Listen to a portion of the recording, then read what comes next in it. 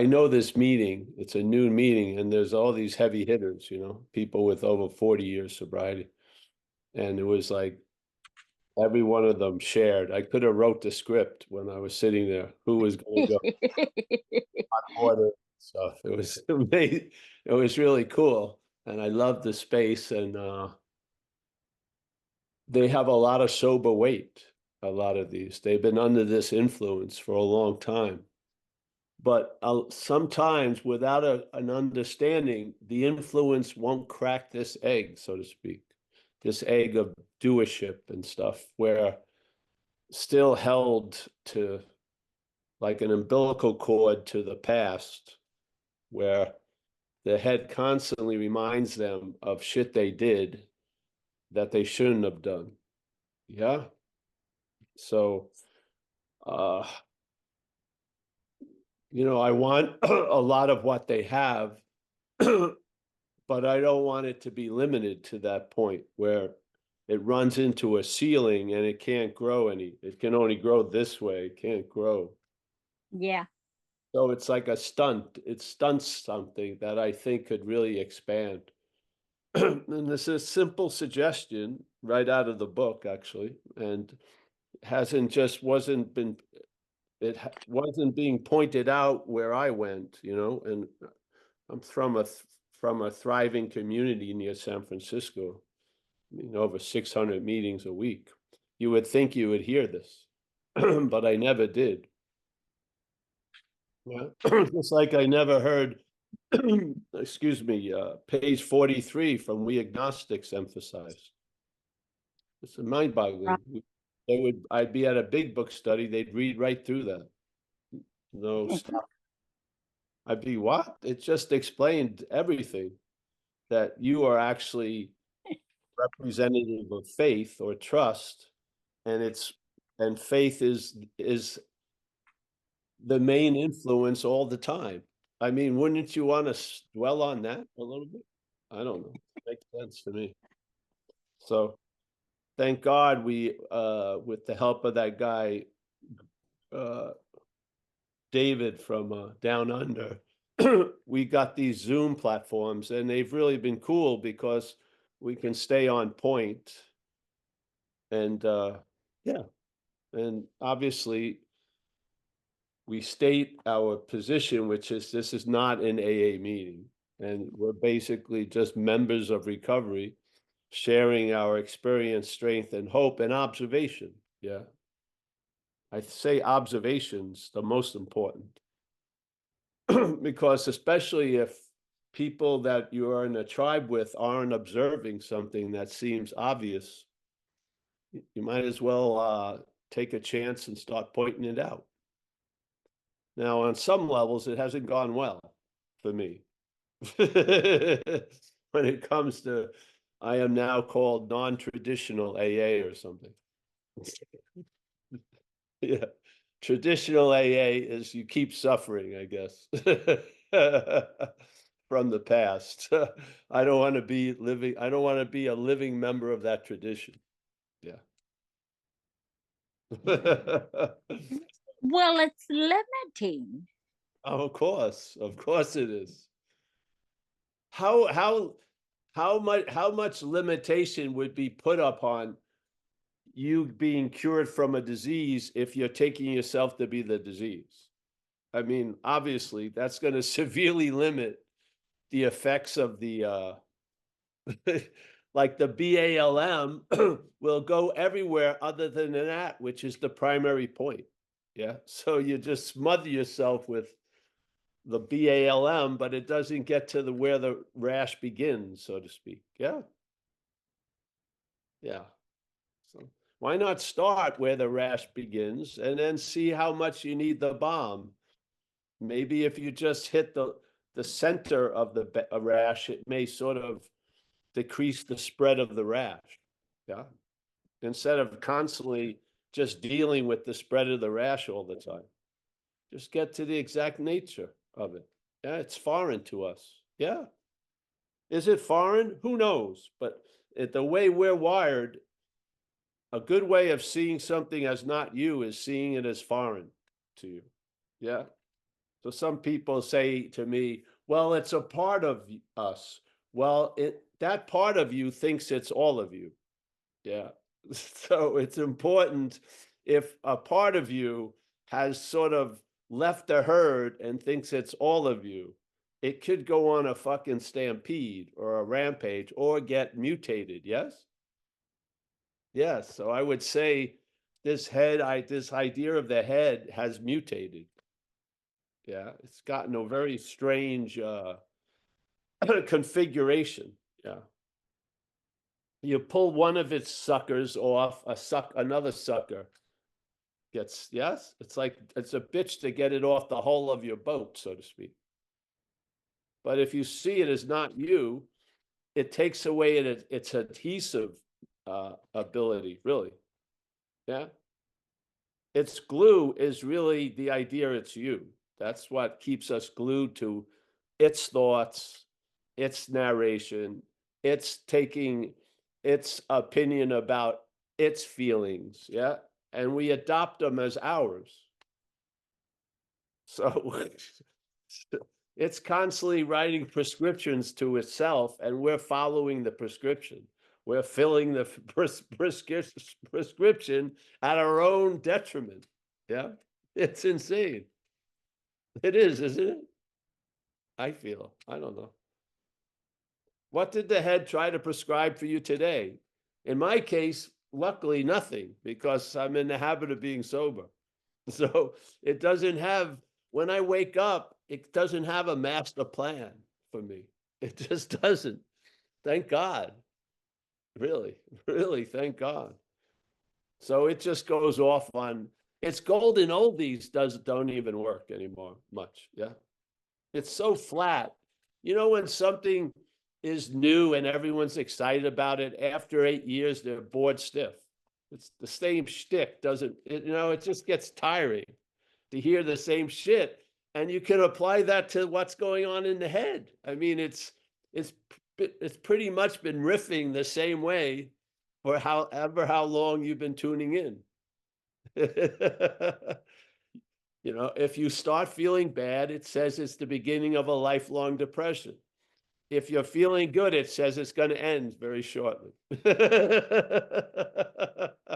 I mean, who wants their life to be measured by that? Yeah.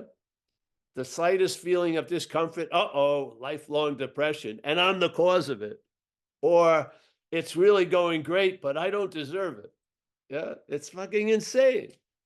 People share the light of the light, but I'm still crazy. Yeah, they always have to bookend it with, I'm still in the insane asylum. Don't worry. I'm not a free range alcoholic. I'm still with you. It's insane to me. Yeah. It's like tithing. You know, tithing, where you send some money every day. So tithing to that which is playing God, so it won't step on us with its big foot, the constant impending doom. So we just get anxious about miscellaneous shit all day. Yeah. Because that's its currency, isn't it?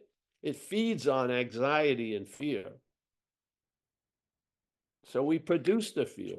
I mean, we're the flower that secretes, anxiety. We're one of the only things that can make shit out of nothing. My dog doesn't make shit out of a lot of shit that's not here. It actually drops a lot of shit, but it doesn't make a lot of shit up with what's going on. Yeah. Yeah. If it looks outside and it's raining, its desire to play ball gets minimized. It just goes to sleep, rolls over, chews on something, but but us, we make mountains out of molehills, don't we? Jesus Christ. Uh, uh, yeah.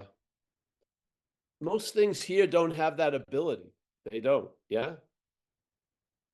I do not believe a hummingbird is making a mountain out of a molehill. I don't. But I do believe people are quite a lot. Yeah. I do believe most animals are affected by what's happening. I believe we're affected by what's not happening. So to have that power being wielded by the head, we have suffered those consequences. Yeah. We need a new director. We need something new, and we've got to recognize the old. Yeah. Or the old is going to make the new old. Yeah. Yeah. So here we are.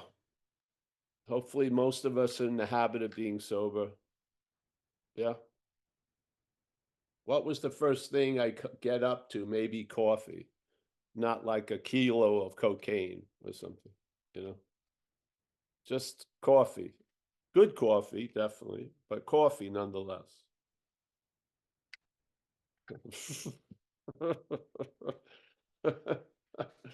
All right. Well, what do you want to read? Who's running the show today?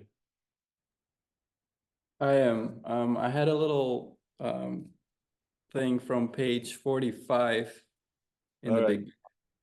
Yeah, let's go there. 45. Yeah, 45 in the middle of the page. All right. Yep. Lack of power, that was our dilemma. We had to find a power by which we could live, and it had to be a power greater than ourselves, obviously. But where and how were we to find this power? Well, that's exactly what this book is about. Its main object is to enable you to find a power greater than yourself, which will solve your problem. That means we have written a book which we believe to be spiritual as well as moral. And I thought it was interesting that it said that it was both spiritual and moral. And I wanted to ask you about that because it seems like AA sort of provides like a stepping stone or like a fertile ground by uploading a new moral self. But then here we are to sort of like transfer that more towards something that's behind that. But it seems like that first moral self is like a good stepping stone. So maybe that's interesting to talk about. Thank you. Well, thank you, Martin, and thank you for all your service and stuff for the Zen Bitch Slap. Well, yes, a design for living or morals. We have a set of principles that we attempt to adhere to, which would be the moral aspect of it. Yes. Like one of the things supposedly Jesus says, we would like to aspire to treating others as we would like to be treated ourselves, and these things. So these things become a code. That's a code of love and tolerance, and also a code of principles. And you just try to live that to the best of your ability. Yeah. And remember, this is not about perfection. It's about progress. And this is how the action figure evolves in this program. Now, switching the basis from self or mental to spiritual is what the program does. It's following the 12 steps and stuff diminishes the mental state. It does. When you find yourself suffering from that obsessiveness to the mental state, we do service, and we have commitments to have that service be almost as if it's a way of life, and so on and so forth. And our code is to be willing to help others who want to achieve the same thing we are, and so on and so forth. So a lot of the community and everything is to attract the interest and attention out of that orbit around self to what's going on in life. So we start looking at what we can contribute to life instead of what we can take from life. So it's a whole different vision.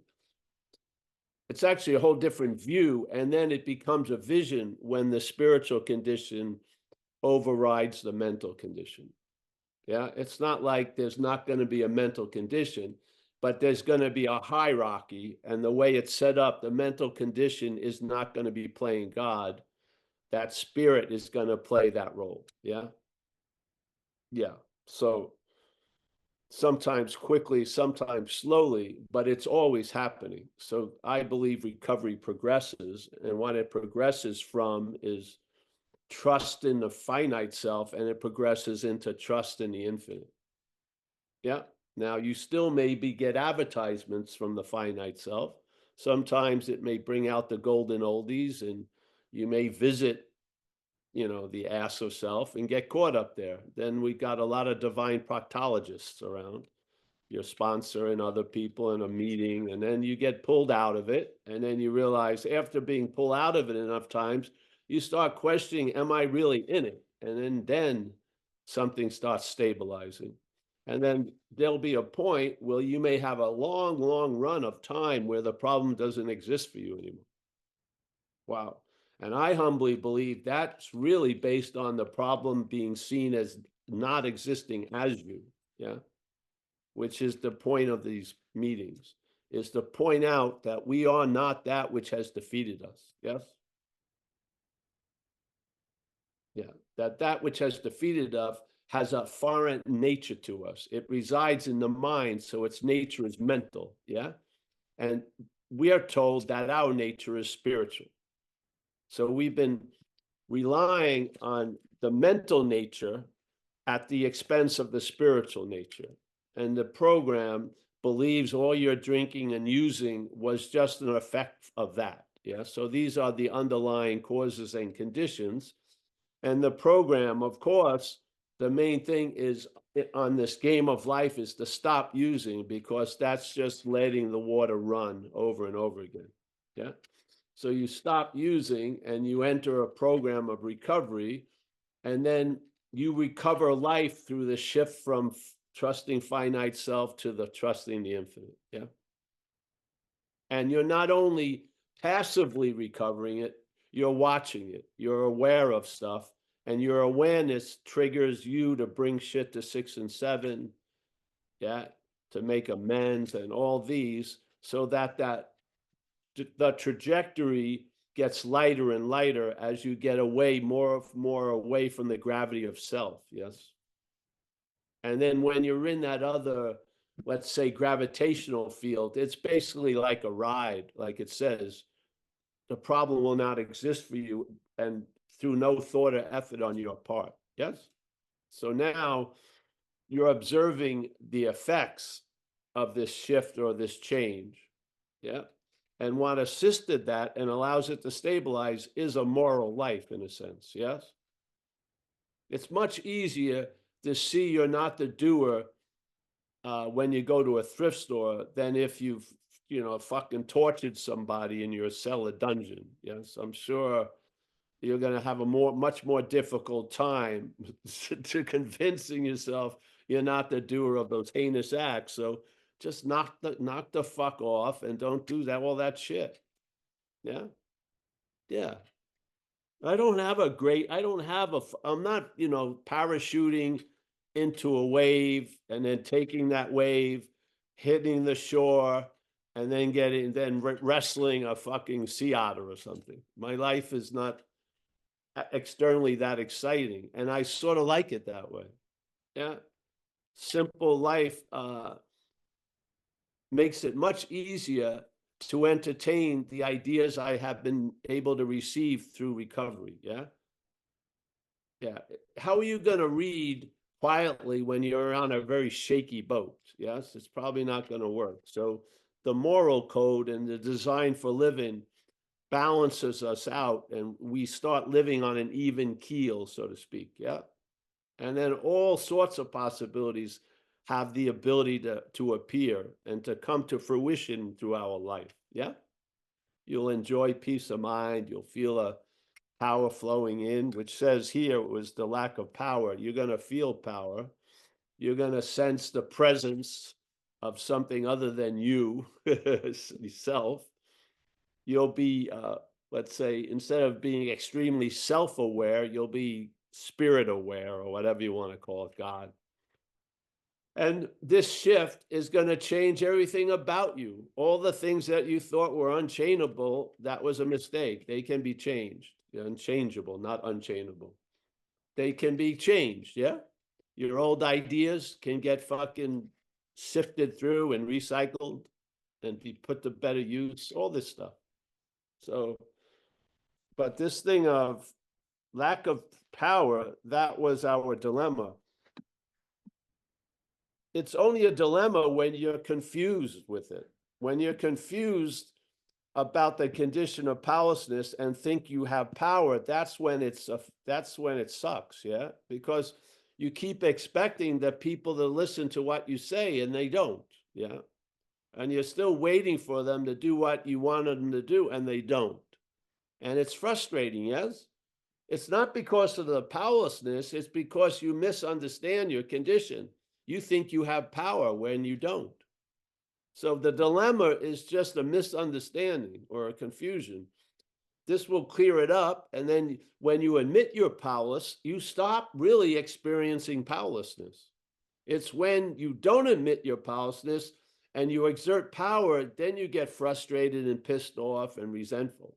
Yeah, because you think it should be different than it is based on all your power you're wielding. Yeah. But the dilemma is we believe we have power when we don't. That is obviously can be just by looking at step one, that should go a long way of diffusing that misunderstanding. Yes. Yes. So the lack of power, that was our dilemma. We had to find a power by which we could live. Obviously, a life run on self-will is hardly going to be successful. So when we drive our life with that fuel, it doesn't do it. Yeah, it's a failed system, so to speak. And if you don't believe it's a failed system, let's say if I had a furniture store and I put an ad in the paper for a couch, and the couch, how it was described in the paper and the picture of it was exactly what the couch was. And someone wanted to buy that couch and they put in an order and I made an agreement and I said, it'll be there on Tuesday morning. And it was there on Tuesday morning and it looked exactly like the picture showed and how it was described. It's wet, its depth, its width, its height, all was that. Would I have to have any excuses, rationale, or blaming others for it not being the couch in the picture or not being the couch that was described? No, because I was faithful to the whole thing. But listen to your head. How many excuses does your head make? How many rationalizations does your head make? How many grievances does the head hold? Because it doesn't deliver the goods. It just doesn't. And this is the beauty of recovery. Like it or not, people who hate AA, they came to AA for a day and they were sober that fucking day. They were sober that day. They were actually in AA, but they hate AA. But the fact is, it hate or not, it did what it was supposed to do. For that day, they were sober. They hadn't been, and they aren't now for years, but that day or 2 days or 3 days, that person was sober. Yeah, on one level, they hadn't drank or used. People hate AA because it works actually in a lot of ways. Yeah. And because they're not taking advantage of it, they have to rationalize or blame it or make up seeming resentments to try to cover their uncomfortable feeling about I'm killing myself or something. Yeah. Like they said, you remember, AA has ruined my drinking. Yeah. You come in it because without knowing it, a lot of shit can go on. AA fucking pulls the plug out of that party in a sense. It's great. Yeah. Because now you know that what you're doing is no bueno. Yeah. Yeah. So we should and that it had to be a power greater than ourselves. So self once again is mentioned, yes?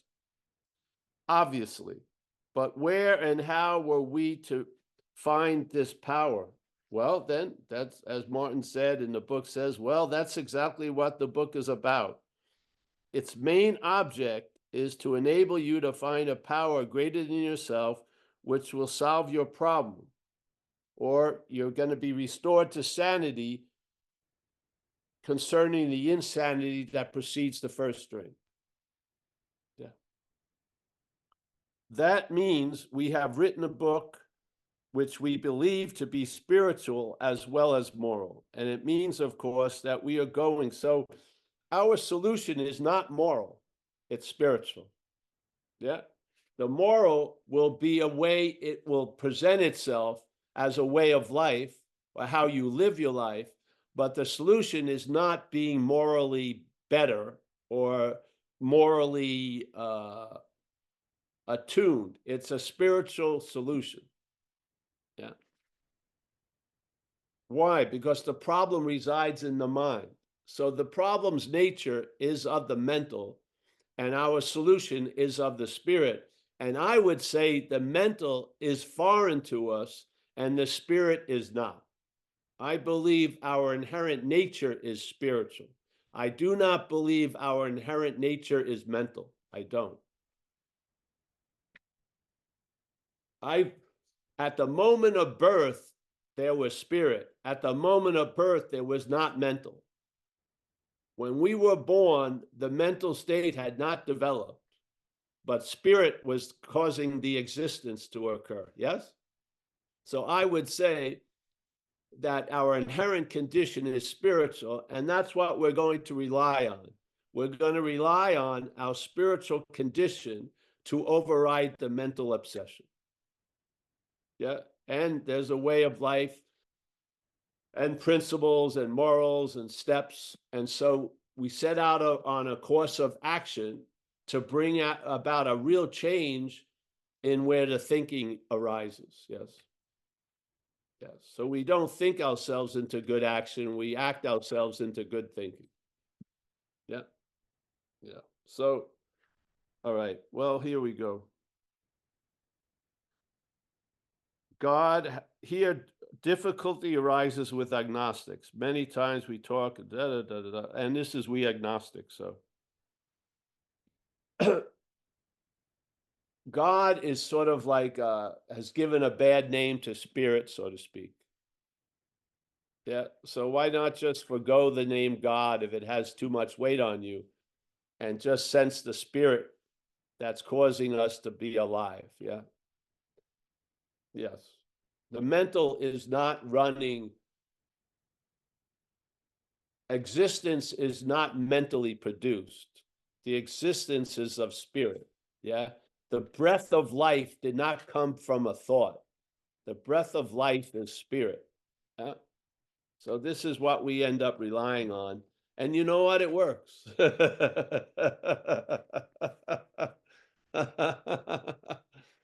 That's how it works. So you live a life of recovery, the mental state gets diminished, and then the spiritual state becomes amplified or obvious. Yeah. And now you're on a new basis, and that new basis is trusting the infinite rather than the old basis of trusting finite self. Yeah. There you go. And with this new basis, you're going to have a new attitude and a new outlook and a new happiness and a new freedom. What? Yeah. You will actually be reborn and shed the identity as a mental and find your true nature of spirit. Yes. And it'll express itself as gratitude and honor and AWE, and you'll actually rest in a lot of wonder and astonishment. And if you look at people, their whole life gets rebuilt by just entering AA. How many times I know so many people that as a living action figure right now, their conception, this rebirth started in AA, and everything about their life is affected by AA. The house they bought was from an AA realtor. They married someone from AA. They go to an AA doctor. They buy an a car from an AA person. I mean, the whole, like the root, the trunk, the branches, the twigs, the fruit all have AA stamped on it. It's incredible. And it's not just one. I've met tons of people. Their life was barren. They had nothing, literally. They had forgotten the cardboard box in someone else's car trunk with their last set of clothes. They had absolutely nothing. Yeah. And they just took this process or let themselves be taken by this process. And look at what happens. I mean, you've got to, for you to continue to doubt, you have to keep your eyes closed, because there's been so many effects in my own life and other people's lives and people dear to me, and like my family tree. Yeah. And the opposite is also true. I've seen people die from this. Yeah. I've seen people who had 20 years and they went back out and they suffered a hell where at their memorial, their family was happy it was over. Yeah. That their daughter, they were happy she had passed away finally. She took her own life with the drugs and alcohol. But for 8 years, after 21 years of sobriety, 8 years of just went on and on and on and on and on, until it stopped. She passed away. So, yeah, this comes from we agnostics. If you really want to hear what I have to say about we agnostics, I go to page 52 and just let the word, perhaps there's a better way. And it says two distinct different things, but it has one commonality, which is trust. It says either trusting finite self or trusting the infinite. What are we representing there? We're not representing finite self. We're not representing the infinite. We're representing trust or faith, yeah? So we are the faith, and how we're going to appear and live is based on what our faith is put in. We had seen thousands of examples of what a life looks like when faith is put into self. Yes. And now many of us are a living example of what a life is going to look like when faith is put into the infinite through the direction of recovery. So here he says, it's the bottom of page 53. They're now talking about stuff for a couple of pages to the agnostic, but he basically says here, but let us think a little more closely. Without knowing it, this is a lot of the conditions where self fucking thrives. When this idea of self, it loves the condition of us not knowing it. Yeah. Without knowing it, it has a field day. Literally. It really does. It's like kids using a pool without the people knowing it. And then we'd always, somehow or another, we'd make too much noise and the lights would go on in the house and we'd have to jump out of the pool and jump over the fence and run. Yeah. Because we could only swim without them knowing it. Yeah. As soon as they knew we were there, whoop, we had to take off. So this is sort of like the head. So without knowing it, had we not been brought, see this word brought? It's similar to the word driven. Yeah. Like it says, we are driven by tons of shit. We are brought. So something brings us somewhere.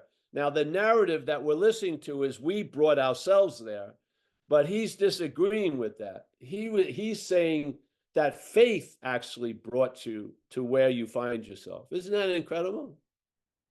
If you're a big book lover, love this part of the big book. Yeah. I mean, this is a lot to love here, really. So it says, without knowing it, had we not been brought to where we stood by a certain kind of faith. Now, why we were brought there without knowing it was based by a certain kind of faith in self.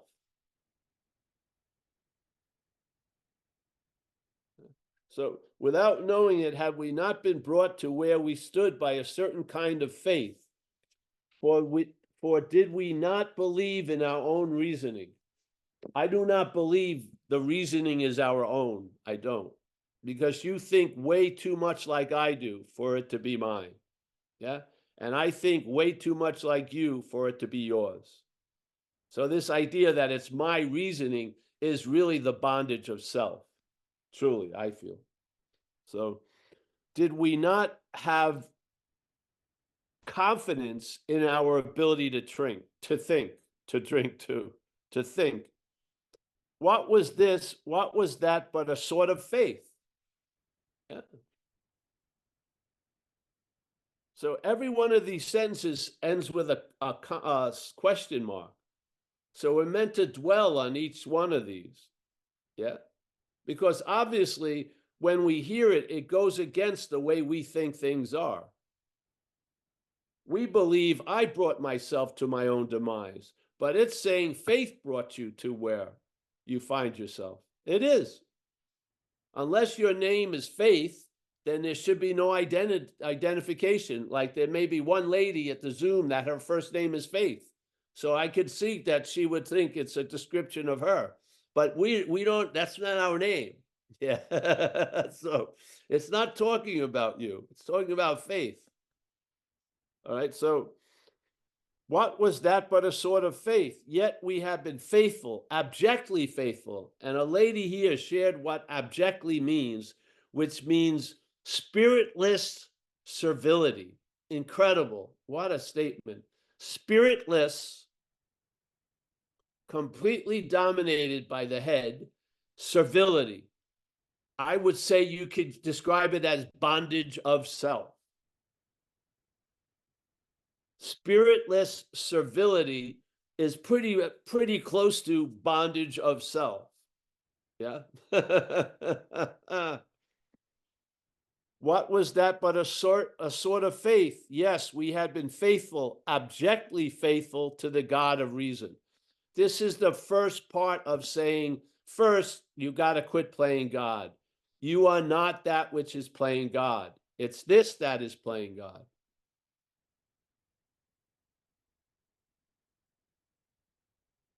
We had been faithful, abjectly faithful to the God of reason. So in one way or another, we discovered that faith had been involved all the time.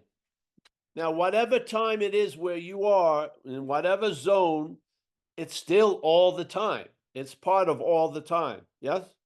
All the time means all, every last second of it, time. So all the time, faith had been involved all the time. Have you ever heard that description of a day in your life? I hadn't. I never heard that. Do you hear that emphasized a lot at meetings? I don't. No.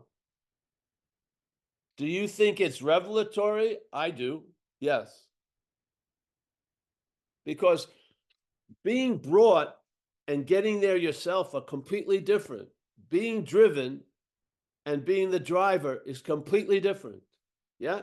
So what your understanding is, if you believe you are that which brought you somewhere, that's a misunderstanding to the statements in the book. It says we were brought by faith to where we find ourselves. So I didn't drive the car, faith drove the car. I grew up with English. I know it's from New York, so it's got a weird fucking thing, but I feel like I have a comprehension of English. I do. This is the only way I can comprehend it. When it says like, so in one way or another, meaning any way, we discovered that faith had been that faith had been involved all the time. Hey, why not discover that now? Yeah. Why not discover it? You've heard it's pointing it out. Let's see if it's true or not. Well, wait a minute. If faith brought me here, that would be demonstrating the other basis, the one way, which is trusting finite self. Yeah. Trust and faith. Yeah. All right. So trusting finite self has brought me to where I find myself. Are you happy with how you are and where you are? Yeah. If you're not, What the program will allow will be the faith in the infinite will bring you to places also, which may be much more suitable for you to enjoy peace of mind, feel new power flow in, sense of conscious presence, learn that you can face life successfully. It may be much more advantageous for those conditions than the ones that are going to be brought about by trusting finite self. Where is the act of trusting finite self occurring? Listening to the head, yes? The elbow doesn't really tell me about its condition. The head tells me about my elbow's condition. Yeah. I'm relying or having faith in the head to give me the honest truth. Is it capable of doing that? No. Yeah. If I try to adopt a snake and I try to treat it really good, and every time it bites me, I just try to treat it even better, and it still bites me, sooner or later, you're going to realize the snake has a nature, which is that it bites people. Yeah. It doesn't matter how nice it's treated or how bad it's treated. One way or another, it's probably going to bite you. Why? Because it's a snake. Yes?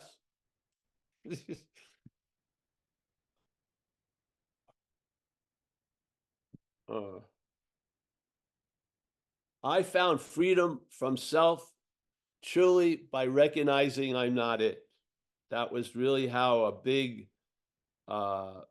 panoramic view was presented.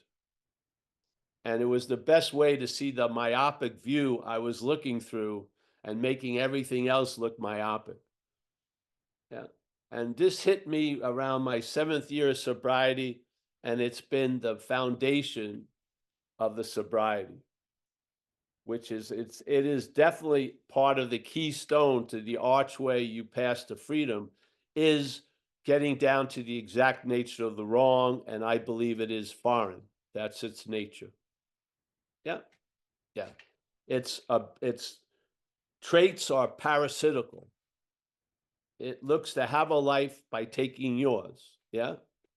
If you're not getting strong direction, it will give you strong direction, and it will live through you, and it'll bring you places you probably will not want to be, and you'll be left holding the bag. Yeah. Yeah. And it will fail, and you'll still find yourself relying on it. Yeah. So abjectly, which means spiritless servility, spiritless, which is the solution, spiritless. So there's no solution, servility, slavery. That's insane, eh? And it's all brought about not by you, but by faith.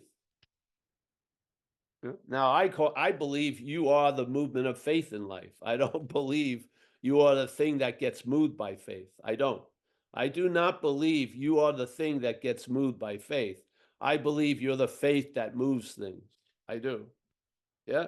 And I believe faith is going to manifest by the vehicle it is put in. And I've seen enough of what faith can do and what faith can manifest when it's put in the vehicle of self-reliance. I know. I have had enough of that.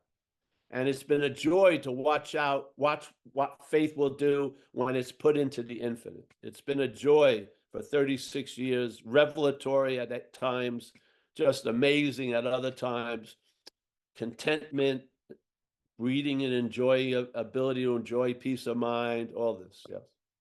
Yeah. Yeah. Same faith. It's just what it's put in. Tell the truth of where you find faith. Is faith in the head? That's a pretty good diagnosis that there's a reliance or trusting finite self. Faith is what you want to call it in the heart, or intuition, or just a knowledge that you're going to be taken care of.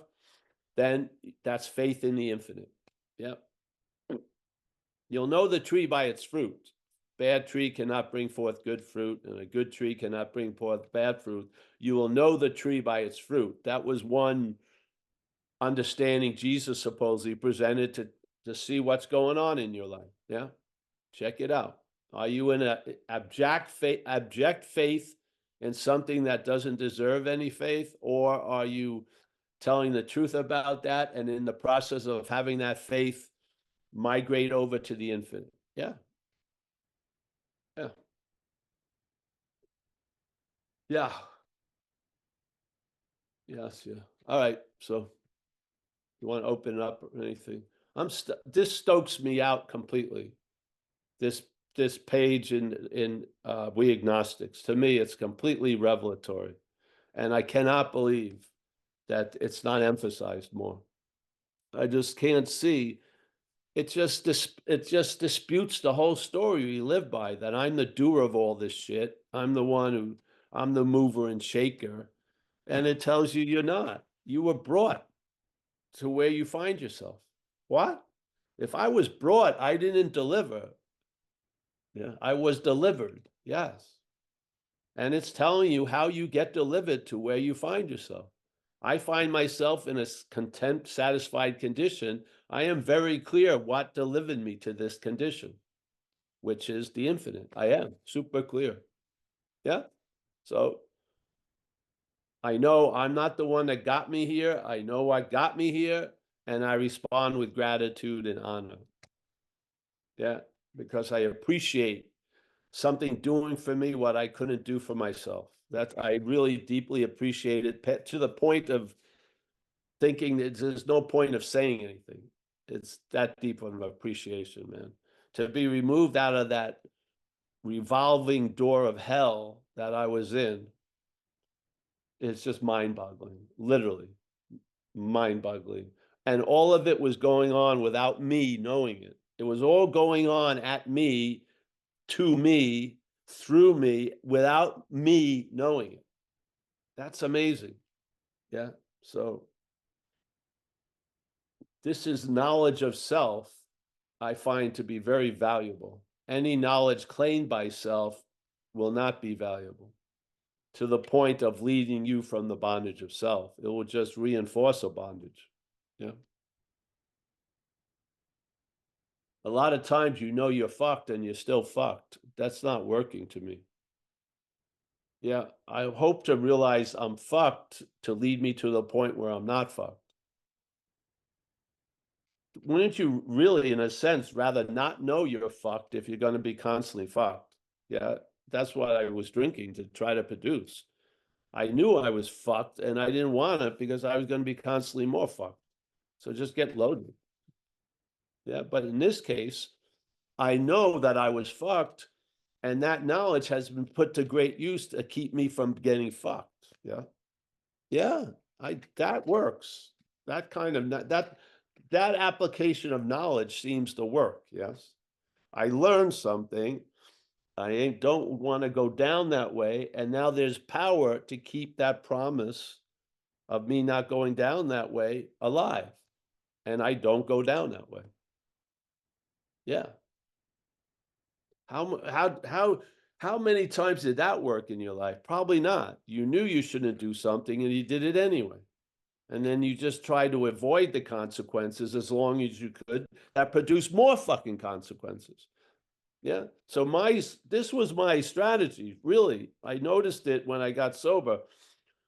How I skirted the issue of dealing with the old shit was making new shit all the time.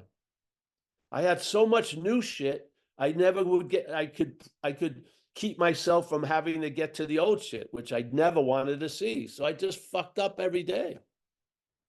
Yeah. I got sober, I stopped fucking up every day. So in 6 months, I got the balls galvanized to look at the old shit through the lens of recovery. And I got liberated from the bondage of that old shit.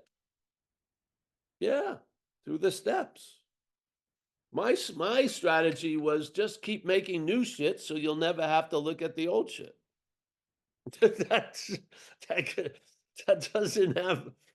doesn't have a great track record. Yeah. It just doesn't. So that was just one of many fucking strange strategies that I cannot believe I survived. Having that being directing my life for these years, I must have had some fucking spunk in me because I should have been dead or demoralized way, way earlier. Yeah. So, oh, yeah. Anyone, Martin, thank you. No hands up so far, I don't think. Oh, there's JJ. Come on in, JJ. Hey guys. I this is my first time jumping on the live meeting. I've been watching you, Paul, for a while, kind of in this context and story of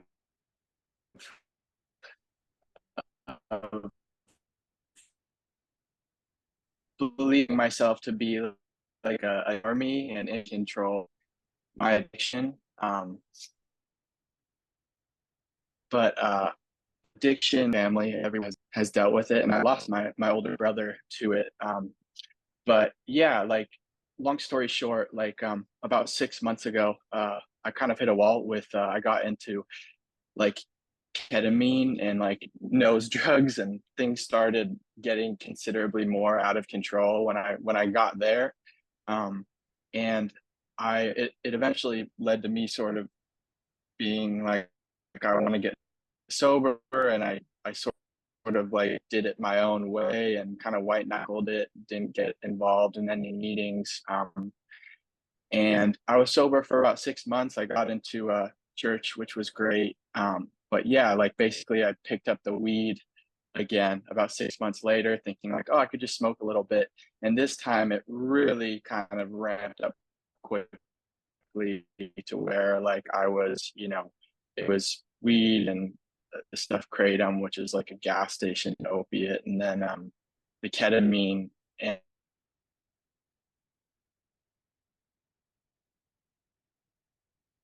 We lost you, I think. Yeah. But He's we still haven't here. lost you. Don't worry. But we lost you in the Zoom communication. JJ, perhaps it's good if you stop sharing your video. That might be helpful for us. oh, here we go. Am I back? Yes, you are. Okay. Anyways, long story short, I had this experience, and it's so funny. Like as it was happening, like I just remember like you were always talking about that whack. And it was so clear to me that like when that spirit of addiction takes hold, like I am fully just a passenger for the ride, and it really, really scared me. In any ways, I checked into rehab. I did 28 days, and have come out the other end, and I'm working the steps now. And Great. yeah, just wanted to send up a flare, and like anything I could be of service around here, like I'd love to. I've always really resonated with you know, the sort of the way that you you said you lay out what the real problem is in the core issue. So yeah, just wanted to introduce myself and send up that flare. Would love to fellowship with the community, and yeah, anything I could do to be of service, let me know. Oh, great. Well, if you put your name, Martin, who's here now, he supervises the website. So we could have you be a host of one of these talks if you like. Yeah? Or I'd love to. yeah, something like that. So you can get, yeah, and you would like block off Zoom or, bombers, whatever. But Martin could Yeah, the trolls. Yep, Yeah, that I sounds can great. add it to the service team. So Yeah, just because send we me. have a WhatsApp service thing, and Martin can share it with you, and then you can join in and be of service here. Great. But also, Sounds great. obviously, in outside AA meetings, to get a commitment is quite good to do. Yeah, yeah. Yeah, So that you show up each week, and yeah, like you can you can get a book study. There's different kinds of AA meetings. And yeah, sometimes people like the book studies because you read the book and then people talk about it. And a lot of times people learn about the book through those. So you could find those and start going and just participate. Yeah. Yeah, bro. Awesome. Yeah, you've opened up to be worked on, and so this power will work on you. It does. Yeah. Thanks. I'm stoked. Thank you for sharing. Yeah. Yeah. This is like how it starts with many of us. And it never has to stop, which is awesome. I mean, who would have thought, that I've been sober longer than anything other than living in my life. My sobriety, 36 years, surpasses all the years I used, everything. Yeah. The only thing is the basic living is the longest other thing I've done. And the next is sobriety, which is mind-boggling. Yeah. So, yeah, man, you cannot believe where you can be taken if you stop going somewhere else with the other situation. Yeah. Yeah. Yeah. Yeah, what you're brought to is so different. It's amazing. But the act of being brought is the same. But where you're going to be brought to is going to be quite different, which is great, I feel. Yeah. I mean, can you imagine just having it easily available to enjoy peace of mind? Not bad. You don't have to have, which is nothing wrong with making a setting and lighting candles and everything, but just to have the option always available, like right where you are, you just take a breath and you can actually pause with all the movement, just one breath. And then just sit there and pause, and you're very familiar, or something in you is very familiar with the pause, so it extracts like an infinity out of that second, and there you go. Yeah. Yeah, it's very yeah, great. Thank you for your share and everything. Thank you. Yeah. Anyone else, or No hands up? No, there's Rico. come on in, Rico. Good afternoon, good morning, family, friends. Welcome, newcomers. My name is Rico Cruz, and I send you love and light from my heart to yours. Thank you for letting me be with you today. Paul, I just wanted to mention as a sidebar, you mentioned in We Agnostics about that some moral things happening to help us get better. And way back in the beginning, when they first put together the doctor's opinion, they were talking about doctors were like not that proficient with helping people with alcoholics and drug addiction. And what they thought was needed was something called moral psychology, which turns out to be later on a spiritual experience. So basically, that those morals they were talking about, they just didn't have the language at the time. They were really talking about, especially with Roland Hazard, they were talking about, man, you need a spiritual experience. Nothing else is going to help you. And I thought that was quite significant because that's what it turned out to be for a lot of us. So I just wanted to share that briefly when you're talking about morals. Moral convictions won't help us. No. But with this power in place, moral convictions can be a way of life. You actually may be able to live the convictions that you have with this power. Yeah? True, but without the power, you got nothing coming. No, see, you're not going to get the power through the moral convictions, but the power can come through the moral convictions, and you could actually live them. Yeah. Yeah. Thank you. Yeah. What was just from now on, this is Thursday. Oh no, with the Thursday, this meeting is going to continue for the next 3 weeks. We'll do it in Italy at the same time, 10:30 a.m. Pacific time. And but there are some changes in the schedule, and it's on the event page, I think, and just it's going to be there. There's not going to be some of the meetings we're going to miss because Tuesday and Wednesday we'll be traveling next Tuesday, Wednesday. So there's no Tuesday meeting and no Wednesday meeting, but then it will start we'll have the morning Tuesday meeting, so all the AA meetings will continue, but some of the non-dualities won't be done. Yeah, but you'll see it. It's easy. But we'll be here. We'll be coming next Thursday. We'll see you from Italy. Hopefully. So, yep. The message will be exactly the same. Yeah. All right. Jacob has his Jacob has got his hand up there. What's happening, Jacob? Hey, Paul. Hey, everyone. Yeah, I just wanted to jump on and acknowledge and maybe kind of make amends for dropping the ball last Tuesday.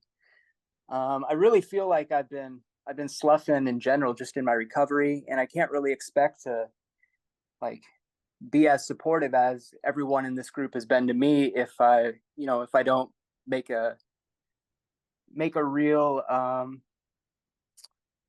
to just show up. And I just want to acknowledge that. And I know I'm a lifetime member of Zen Bitch Slap, but I just wanted to come on and formally just kind of apologize to the group for dropping the ball, as well as,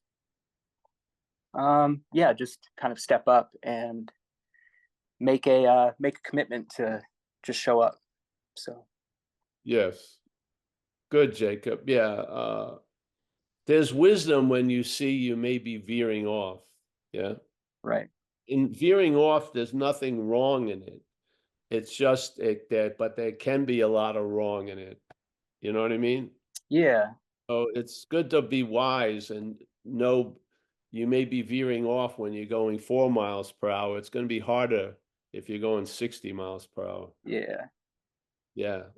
So yeah, like this thing I've heard many times from sponsees, that people find their even keel, let's say, to going to live meetings.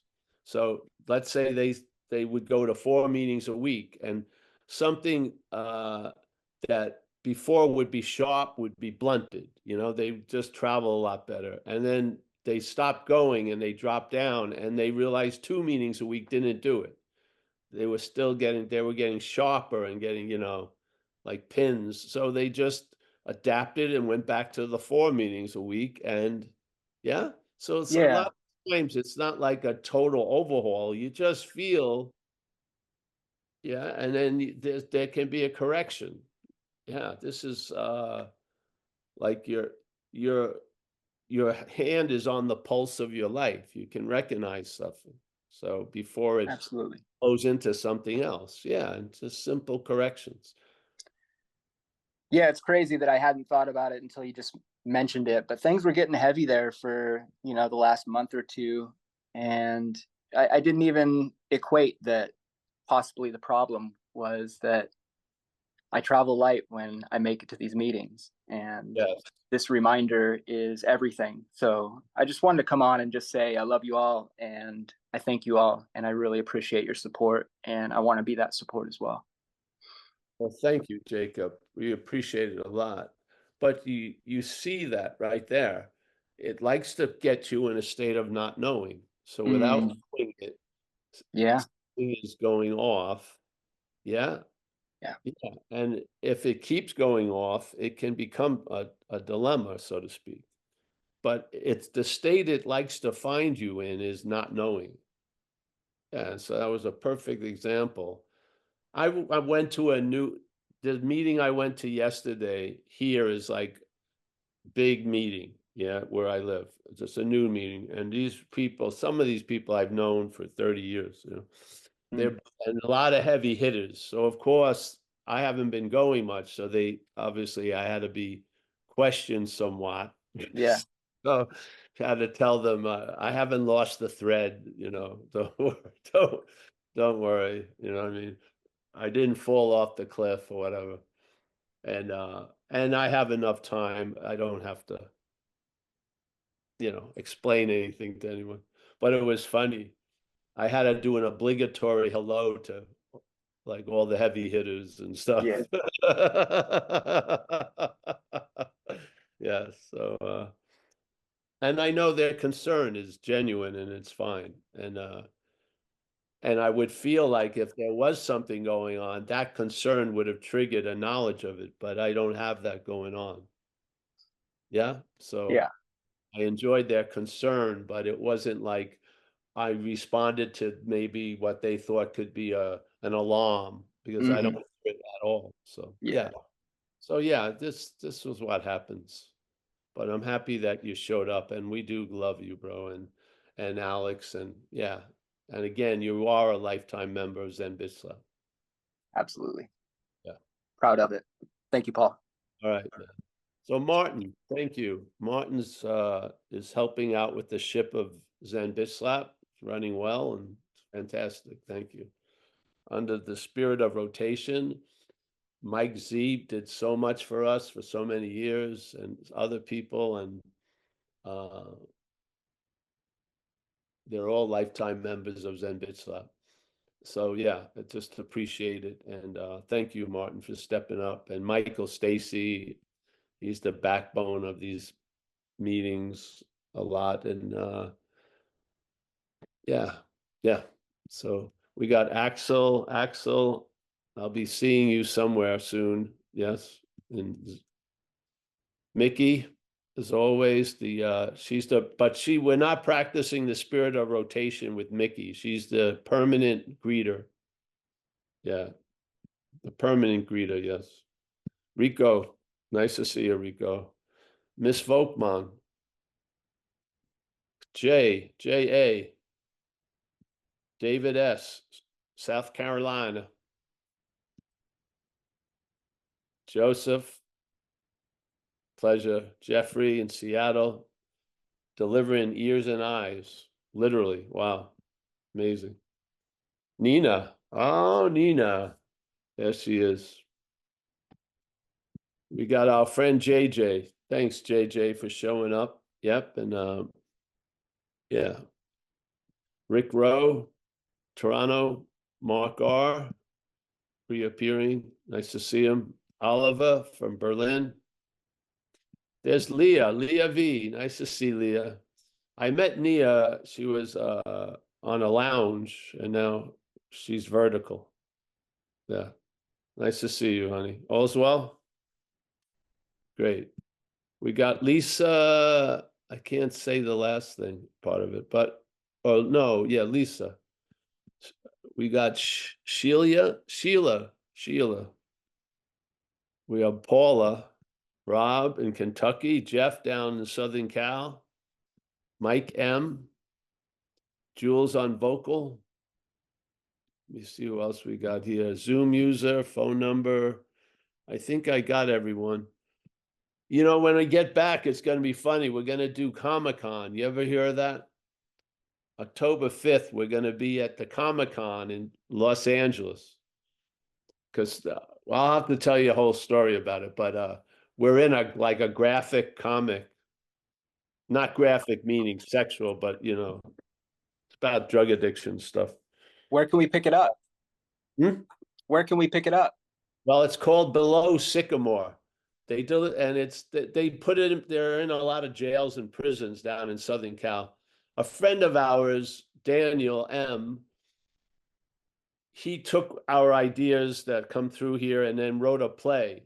And so the play ran in San Francisco and gathered a lot of interest. And so he has 5 episodes of this comic, and he's going off on other ideas, but I'm in the last page pontificating something. And so we're going to be on a panel down at Comic-Con. I think we'll try to do a Zoom out of there. It'll be cool. Yeah, we can Zoom it to everyone. So, When is that, Paul? October 5th. So it's a In Saturday. San Diego? No, it's in Los Angeles. We're Oh, cool. Yeah, gonna fly there and just go there. that's where I live. Maybe I'll come check it out. Yeah, Comic-Con. It's and it's gonna be this place called the thing is called Below Sycamore. That's the name of the play and everything. And we're gonna have a little panel there. So Cool. it's October 25th, you said. October 5th. Oh, 5th. 5th. Okay. I'll throw it on the calendar. All right. See everyone. I think I Yeah, got take care. Adios. Bye-bye.